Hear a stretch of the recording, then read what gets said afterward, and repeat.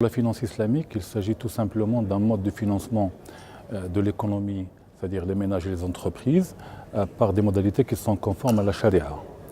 Aujourd'hui, le système bancaire marocain a été bâti depuis 1959. Il comporte des banques que l'on appelle des banques de plein exercice ou des banques commerciales. Et ces banques commerciales se sont développées et ont atteint un certain niveau de développement qui est très important. Aujourd'hui, l'offre marocaine reste un petit peu incomplète. Il nous faudrait effectivement ce volet finance islamique, puisque le Maroc aujourd'hui se pose comme un hub vers les pays du Maghreb et vers les pays de l'Afrique. Et pour prétendre être un hub, il faudrait avoir des propositions complètes en matière financière.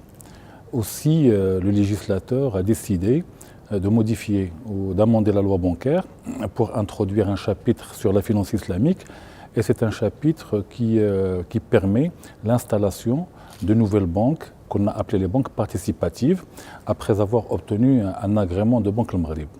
Donc le projet de loi a été voté en commission de la première chambre. Il sera après transféré à la chambre des conseillers pour être, espérons-le, promulgué avant la fin de l'année ou du moins avant la fin de l'automne. Donc une fois la loi promulguée, donc il y aurait les établissements qui souhaiteraient proposer des produits participatifs devront déposer une demande d'agrément auprès de Banque al-Maghrib. Et il y a un comité des établissements de crédit qui doit examiner les différentes demandes avant d'accorder les agréments.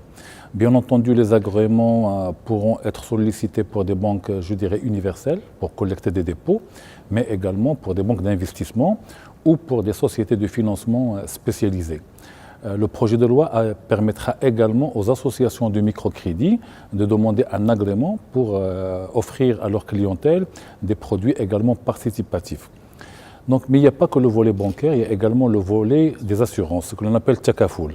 Et là aussi, il y a un projet de loi pour modifier et compléter le code des assurances pour introduire les produits Takafoul.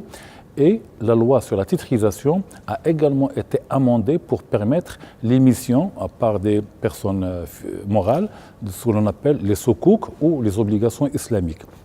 Je pense, après la promulgation de ces deux textes de loi, nous allons avoir toute l'assise juridique ou réglementaire qui permettra aux différents acteurs de proposer justement les produits participatifs et qui complétera l'offre des banques marocaines à l'intérieur du système financier marocain.